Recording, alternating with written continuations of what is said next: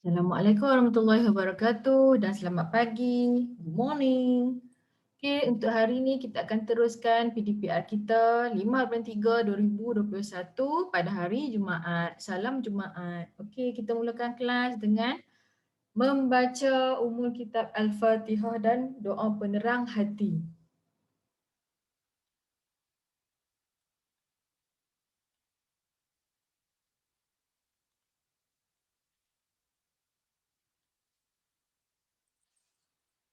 Okey, untuk hari ini kita akan membincangkan modul kimia muka surat 15. Okey, kamu buka muka surat 15, kamu ready dengan alat tulis kamu.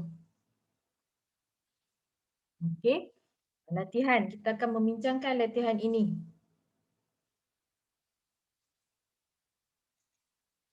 Rajah menunjukkan air bromin ditambahkan ke dalam, okey, tengok air bromin ditambahkan kepada larutan kalium iodida sehingga tiada lagi perubahan.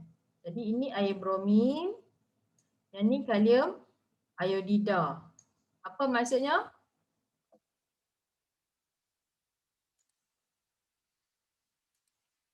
Maksudnya yang ni, air bromin ni adalah halogen.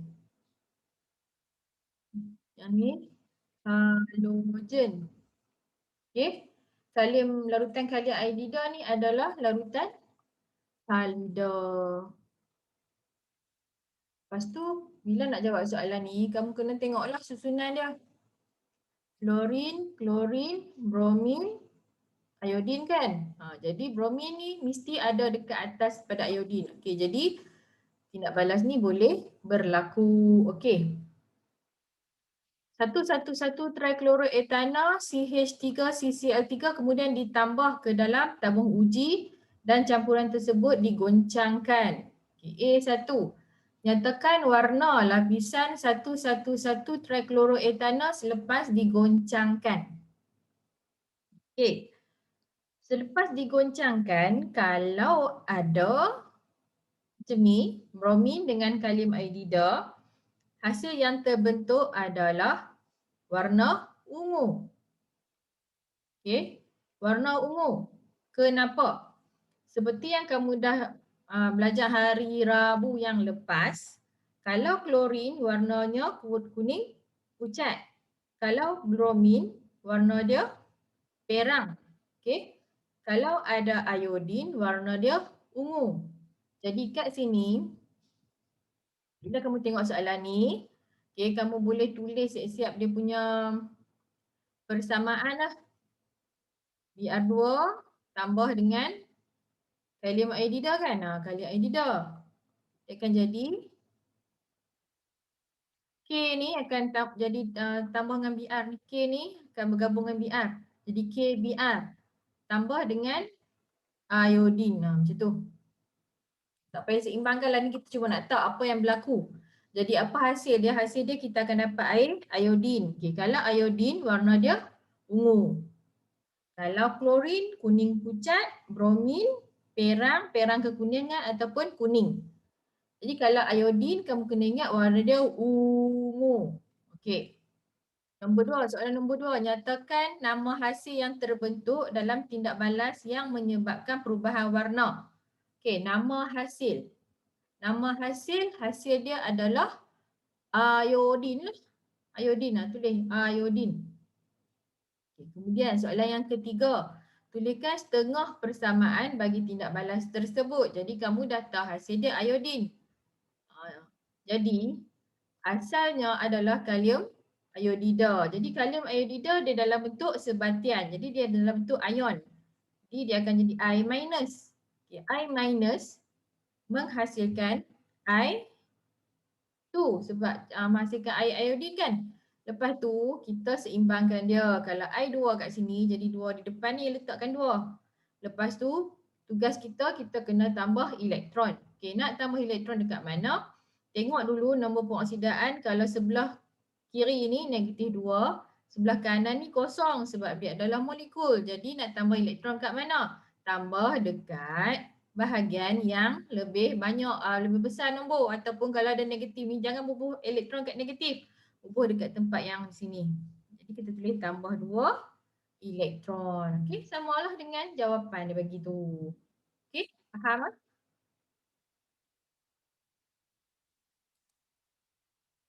Okey, B1.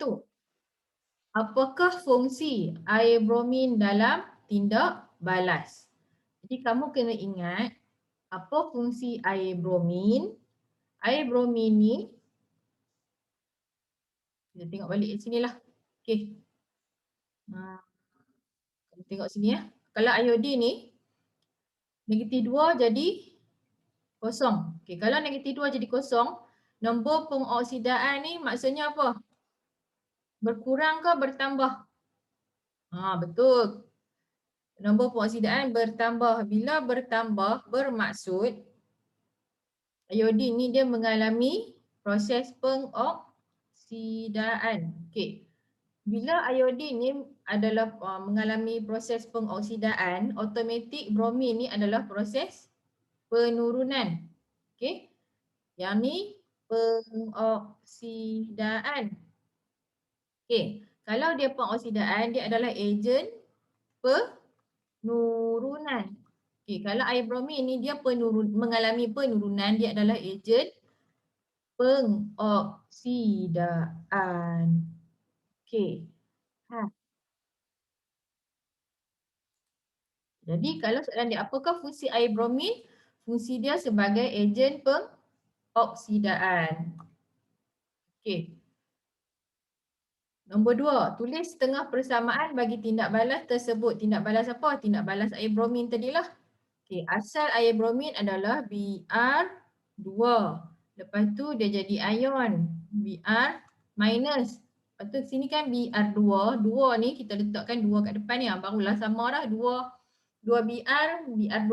Okey. Lepas tu kita nak tambah elektron. Kat sini air bromin, maksudnya plus nombor pengoksidaan dia kosong. 2 Br minus ni nombor pengoksidaan dia negatif 2. Jadi kita tambah 2 elektron kat mana? Kat tempat yang tak ada negatif ni. Kat depan ni ya.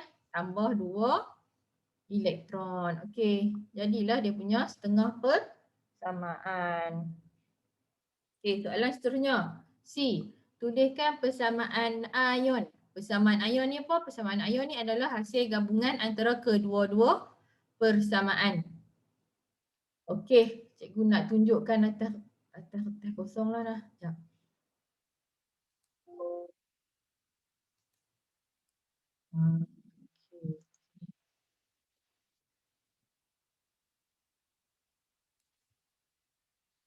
Okey. Ingatlah tadi apa dia? I kan? I minus jadi I2. Lepas tu kita ada Br2 jadi Br minus. Okey, ni persamaan kita tadi. Persamaan untuk ion iodida dengan air bromin. Sekarang kita nak kena tulis persamaan ion. Persamaan ion tu apa dia? Persamaan ion tu hasil gabungan antara dua-dua ni. Mana dia? Ni, potong-potong yang 2 elektron ni potong. Lepas tu tulislah jawapan dia. Kamu gabungkan je 2I minus tambah Br2 menghasilkan I2 tambah 2Br minus. Okey, dah siaplah kamu punya persamaan ion. Okey. Seterusnya. Sekejap nak. Tak habis lagi. Okey, D. Nyatakan perubahan dalam nombor pengoksidaan bagi bromin dalam air bromin. Okey, bukan dia nak tanya yang, dia tak mau tanya yang dalam persamaan ni tau. Dia nak yang bromin dalam air bromin. Okey, bromin asalnya kosong. Lepas tu dia jadi bromida, jadi negatif 1. Ini. Asalnya Br2, lepas tu dia jadi Br minus, maksudnya dia jadi kosong pada negatif 1. Okay, kalau iodin dalam kalium iodida pula, dia daripada I minus jadi I2. Bermaksud daripada negatif 1 jadi kosong. Okay, soalan E. Cadangkan halogen lain yang boleh menggantikan air bromin supaya iodin terbentuk. Kita cuma ada Cl, Br dengan I, betul tak? Sekarang kita ada kalium iodida. Jadi halogen lain yang nak gantikan bromin tinggal klorin sajalah. Jadi jawapan dia klorin. Okay. Ataupun kamu boleh tulis air klorin. Okay, next. Kita pergi ke muka surat 16. Yang ni cikgu dah pernah terangkan. Tapi ni kita nak lengkapkan modul jadi kita bincang sama-sama lah.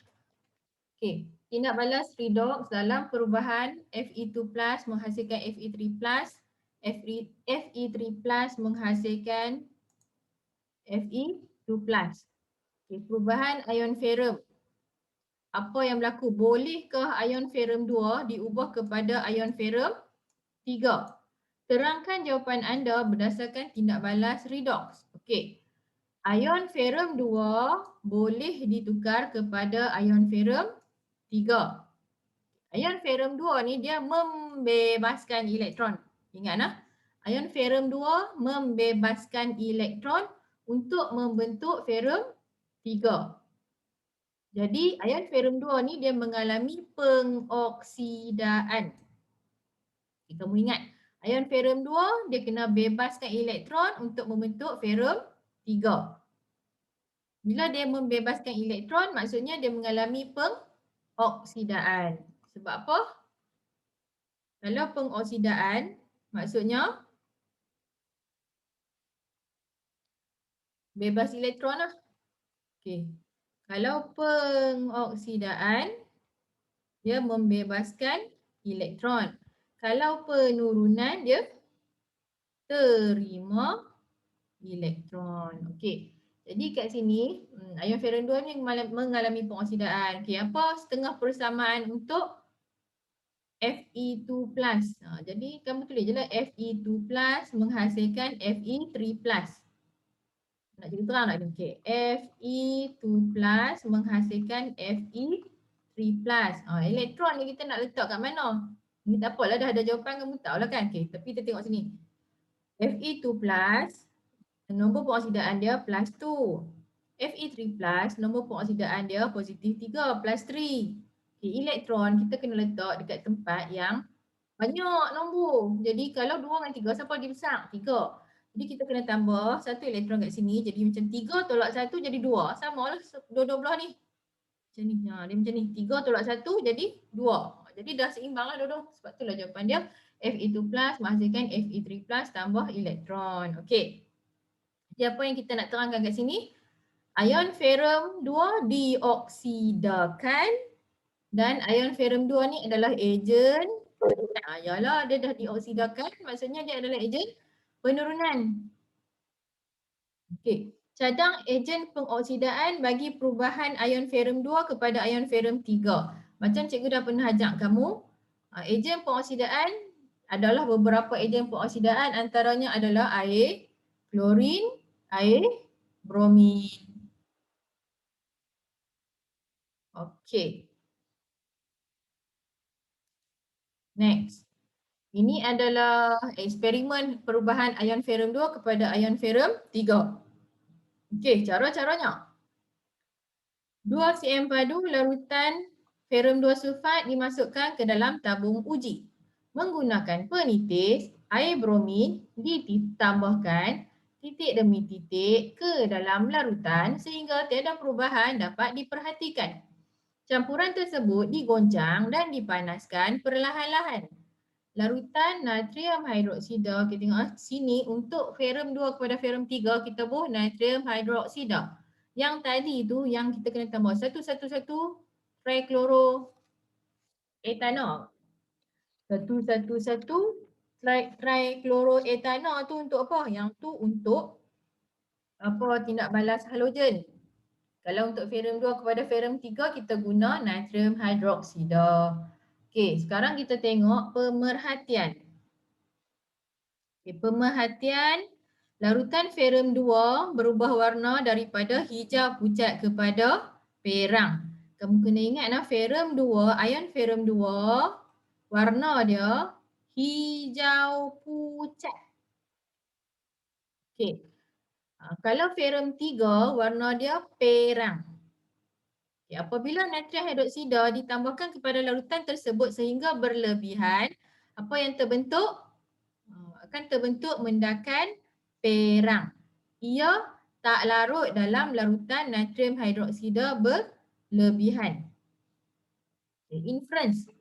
Inference kita, ion ferrum 2 telah bertukar kepada ion ferrum 3, Fe3+. Warna mendakan perang yang terbentuk apabila diuji dengan larutan natrium hidroksida mengesahkan kehadiran ion ferrum 3, Fe3+. Jadi apa fungsi natrium hidroksida ni tadi? Ia untuk kita mengesahkan kehadiran ion ferrum 3. Okey.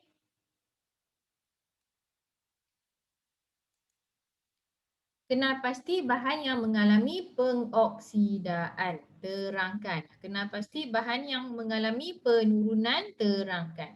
Okay, sebelum saya terang, kita tengok dulu yang ni. Fe2+ kan, dia menghasilkan Fe3+. Elektron kita nak kena tambah kat mana? Kalau sini positif 2, ini positif 3, maksudnya elektron di sini. Okey. Fe2+ jadi Fe3+, kamu tengok nombor pengoksidaan dia bertambah ke berkurang? Bertambah. Nombor pengoksidaan bertambah. Cikgu suka tengok nombor pengoksidaan je supaya tak pening kepala. Okey. Bila tengok nombor pengoksidaan bertambah bermaksud ion ferrum 2+ ni dia mengalami pengoksidaan. Okey. Mengalami pengoksidaan, di samping itu apa yang dia alami? Elektron ni duduk kat belakang kan. Maksudnya dia terima ke dia bebas? Maksudnya dia membebaskan elektron sama. Okey. Lagi apa yang berlaku kat dia? Tak ada apa dah. Lepas tu kita tengok pula bahan yang mengalami penurunan. Tadi kita bagi dia bertindak balas dengan apa? Kita masukkan kat dalam tu satu ejen pengoksidaan, betul tak? Kita masukkan ejen pengoksidaan kita adalah air bromin. Jadi, kita bukannya nak tunjuk Fe3+ kat sini tak. Kita nak tunjuk apa yang berlaku dekat ejen pengoksidaan dia. Okay, ejen pengoksidaan air bromin, mula-mula kita masuk Br2. Lepas tu dia akan jadi Br-. Seimbangkan, sini kosong, negatif 2. Jadi tambah 2 elektron kat depan ni.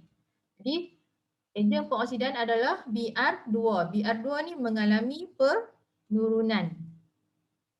Kenapa? Sebab dia terima elektron. Okey, jadi sekarang jom kita jawab soalan dekat atas ni.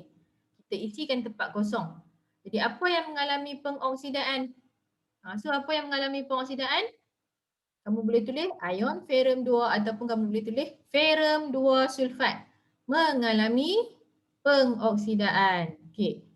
Lepas tu kamu cerita tentang kehilangan elektron. Ion ferrum 2 kehilangan elektron ataupun membebaskan elektron untuk membentuk ion ferrum 3.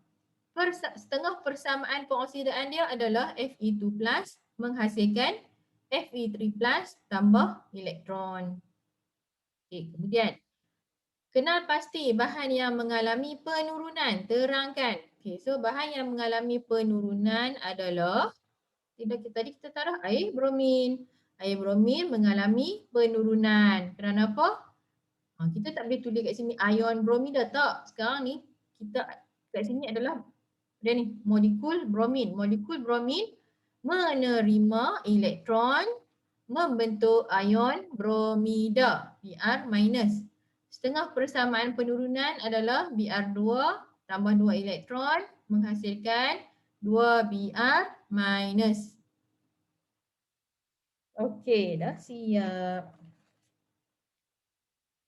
Sekarang macam biasa kita nak tulis dia punya persamaan ion. Okey, sekarang kamu tengok muka surat 17. Okey, tahu tak macam mana nak buat ni persamaan ion ni? Okey, tak apa. Saya tahu apa mesti kita tak tahu cikgu. Sekejap ya, cikgu yang show. Cikgu nak tambahkan slide kat sini. Ni. Okey.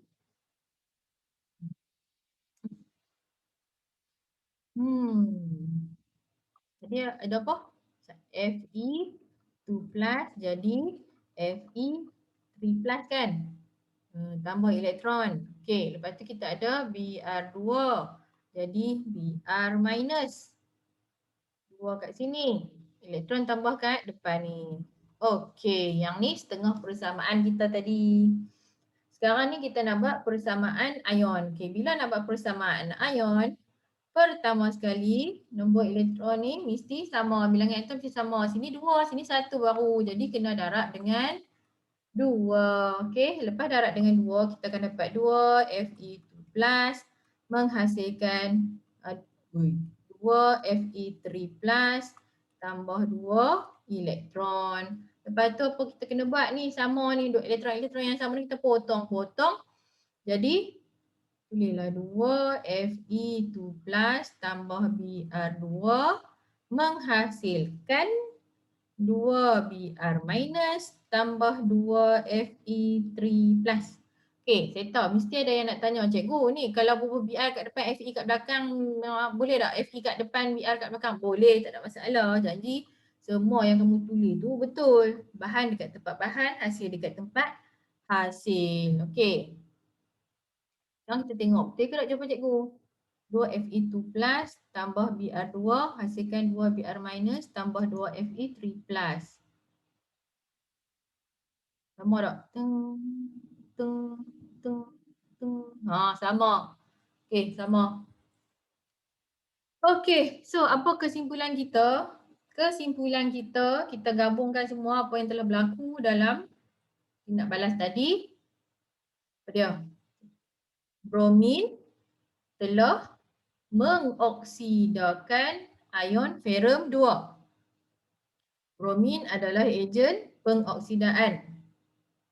Ion ferrum 2 telah menurunkan molekul bromin kepada ion bromida Br minus. Ion ferrum 2 ialah ejen penurunan. Okey. Sekarang kita nak tengok apakah ejen pengoksidaan lain yang boleh menggantikan air bromin untuk mengubah ion ferrum 2 kepada ion ferrum 3. Banyak sebenarnya. Cikgu dah ajak banyak dari tu. Kita boleh guna air klorin, larutan kalium manganat berasid, larutan dikromat 6 berasid ataupun hidrogen peroksida H2O2. Okey. Kalau kita guna air klorin, dia nak minta setengah persamaan penurunan. Okay, cikgu tulis ni ikut tak faham kan? Okay. Macam tadilah Br tadi Br2 jadi Br minus kan? Sekarang ni air klorin, kalau air klorin Cl2 jadi Cl minus. Sini 2 tambah 2 kat depan ni. Lepas tu elektron dah tambah kat mana? Nombor posian sini kosong, yang ni negatif 2. Jadi tambahlah 2 elektron kat sini. Dah siap. Okey, yang ni dua-dua ni memang dah ada dah kat situ. Macam dah terang tu sebelum ni kan. Dah terang dah kot. Okay, next slide. Okay. Soalan dia. Bagaimanakah cara untuk menulis setengah persamaan penurunan bagi larutan kalium manganat 7 berasid? Macam mana?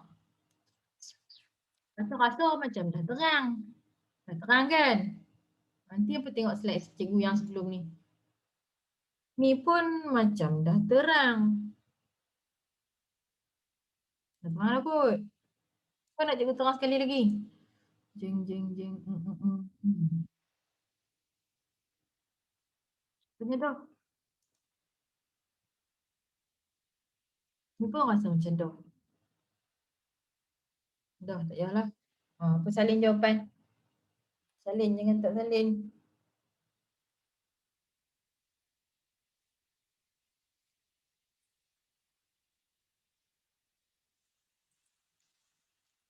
Okey.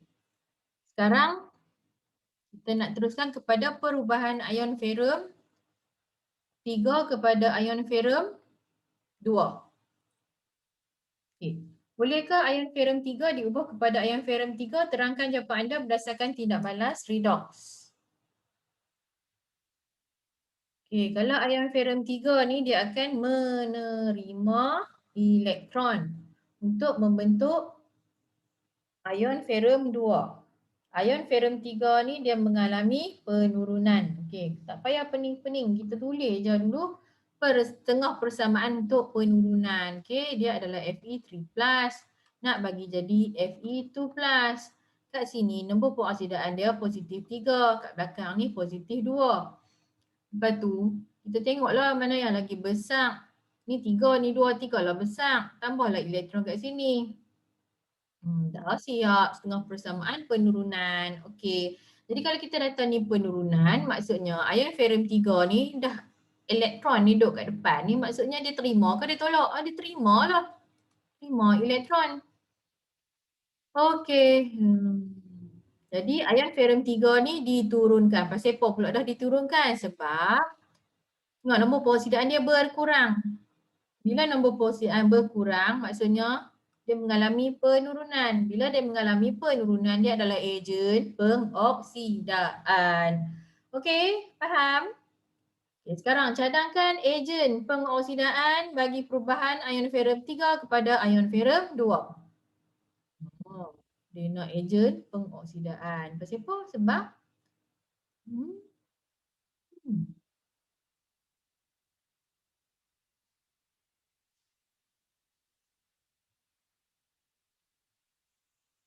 Nak ejen pengoksidaan ya. Okey, sekejap lah.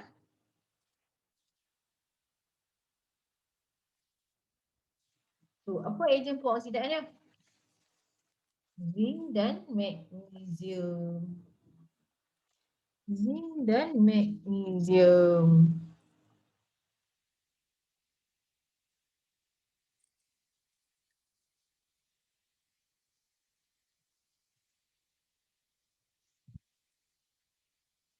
Betul ke dia nak cari ejen pengoksidaan ke dia nak cari ejen penurunan? Sekejap ya. Kita fikir sekejap. Okey, dekat sini ada typo ni, salah. Ada pen merah. Okey. Bukan nak suruh cadangkan ejen pengoksidaan ya. Ni dia nak suruh cadangkan ejen penurunan lah. Ejen penurunan dia adalah zinc dengan magnesium. Apa maksud ejen penurunan? Ejen penurunan kan maksudnya orang yang bahan yang bagi menurunkan orang lain. Kalau Fe3+ kepada Fe2+, dia yang mengalami penurunan. Jadi dia ni lah yang ejen pengoksidaan sebenarnya. Bukan dia minta ejen pengoksidaan kat sini, dia minta ejen penurunan. Jadi ejen penurunan adalah zinc ataupun magnesium. Okey.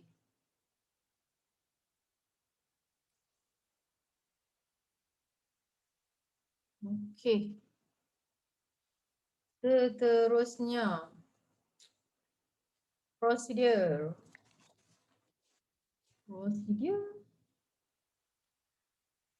2 cm padu larutan ferrum 3 sulfat dimasukkan ke dalam tabung uji. Separuh spatula serbuk zinc ditambah ke dalam larutan. Campuran digoncangkan, dipanaskan perlahan-lahan, campuran tersebut dituras. Okey. Larutan natrium hidroksida ditambah kepada hasil turasan perlahan-lahan sehingga berlebihan dan semua perubahan direkodkan. Okey.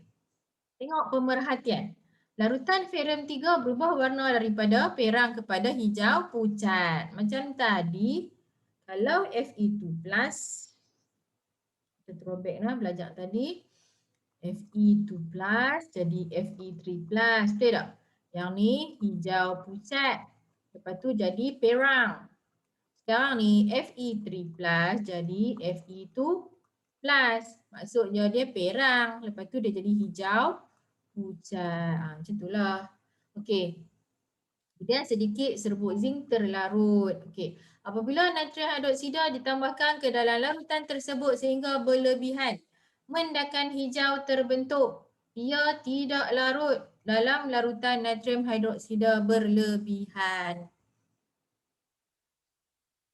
Inference. Ion ferrum 3 telah bertukar kepada ion ferrum 2, Fe2 plus. Okay, nombor 2. Mendakan hijau yang terbentuk apabila diuji dengan larutan natrium hidroksida mengesahkan kehadiran ion ferrum 2, Fe2 plus. Okey, seterusnya, kena pasti bahan yang mengalami pengoksidaan. Kena pasti bahan yang mengalami penurunan persamaan ion kesimpulan. Jadi, siapa yang mengalami pengoksidaan? Okey, saya terangkan sekali lagi lah sebelum kita explain. Okey, lah ni macam ni. Kita ada apa? Fe3 plus jadi Fe2 plus, betul tak? Lepas tu kita ada serbuk zinc. Serbuk zinc tu dia akan jadi zinc 2 plus. Okey. Now ni nombor peroksidaan positif 3 jadi positif 2. Maksudnya dia berkurang. Nombor peroksidaan berkurang. Dia mengalami penurunan. Okey. Now ni kat sini pula zinc kosong. Jadi positif 2. Maksudnya nombor peroksidaan bertambah. Dia mengalami pengoksidaan.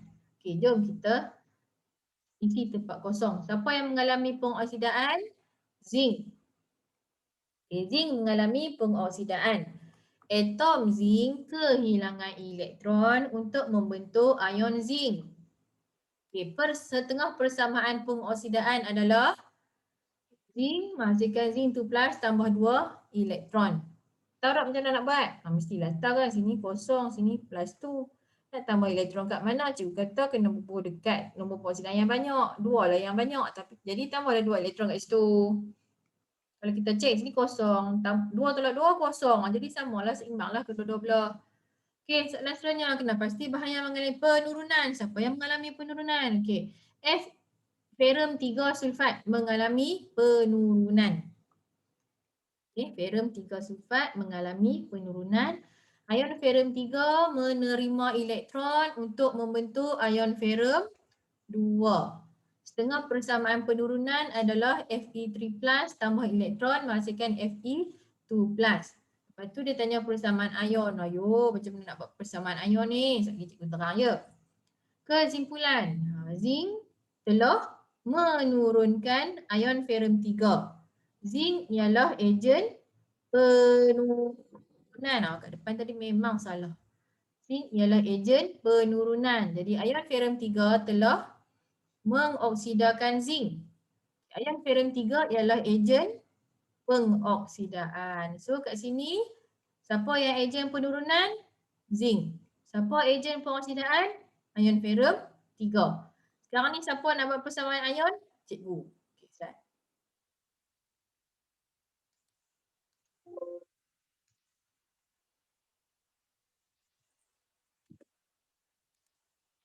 So tadi kita ada apa? Ni kan?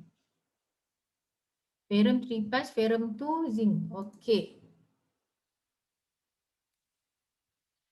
Nak buat persamaan ion sekarang. Okey, ferrum 3 jadi ferrum 2. Positif 3, positif 2. Tambah elektron kat sini. Bubuh elektron kat tempat yang banyak nombor pengoksidaan. Okey, lepas tu zinc. Zinc jadi N2 plus.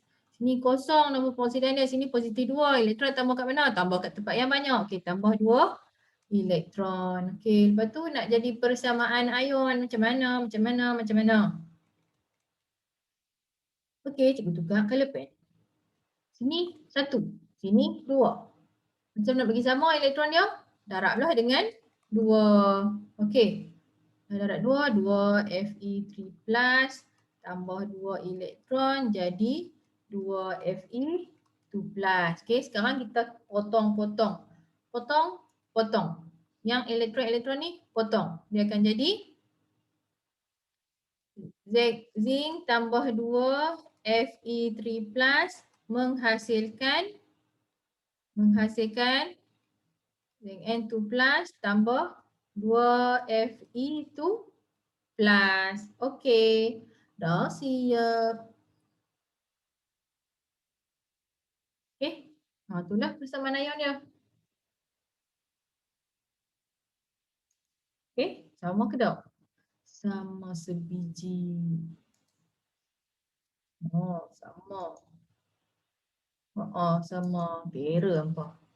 Okey, sekarang ni soalan dia, apakah ejen penurunan lain yang boleh menggantikan zinc untuk mengubah ion ferum 3 kepada ferum 2? Apa carilah semua geng ejen penurunan. Okey, selain daripada zinc, kita ada apa? Magnesium. So, kalau magnesium macam mana nak cari persamaan setengah dia? Daripada logam menjadi ion Mg2+. Pasal apa Mg2+? Memanglah Mg2+. Dia kan kumpulan 2. Okey, lepas tu nak elektron, tambah elektron kat mana ni? Kosong, ni positif 2, tambah 2 elektron kat sini. Okey. Yang lain-lain tu cikgu tak menterang lah. Apa tengoklah sendiri dia punya setengah persamaan ni. Tengok. Tengok.